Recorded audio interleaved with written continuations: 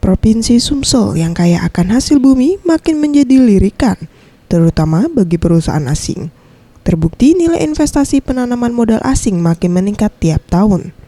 Dari data yang dimiliki Badan Promosi dan Perizinan Penanaman Modal Daerah Sumatera Selatan atau BP3MD, pada tahun 2015, nilai investasi yang masuk di Sumsel sebesar 19,76 triliun rupiah atau mengalami peningkatan 104,77% dari target yang ditetapkan sebesar 18,86 triliun rupiah.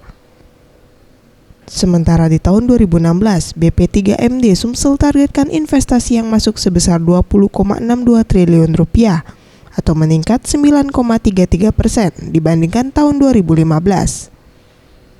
Namun hingga triwulan pertama tahun 2016, nilai investasi yang telah masuk mencapai 28,2 triliun rupiah yang bersumber dari penanaman modal asing atau PMA sebesar 26,30 triliun rupiah dan sisanya 1,86 triliun rupiah dari penanaman modal dalam negeri atau PMDN.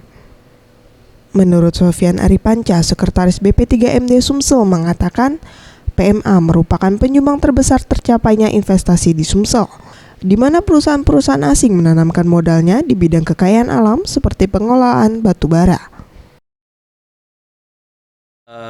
Kalau sementara ini kalau kita lihat masih pada fokusnya di energi ya. Energi masih didominasi oleh PLTU. Ya, pembangkit listrik tenaga batu bara. Jadi Sementara dari sektor pertanian mengalami perlambatan, mengingat harga komoditas andalan Sumsel seperti karet dan sawit mengalami penurunan. Mega Dwi Handayani, Farel Dwi Satria, Sriwijaya TV.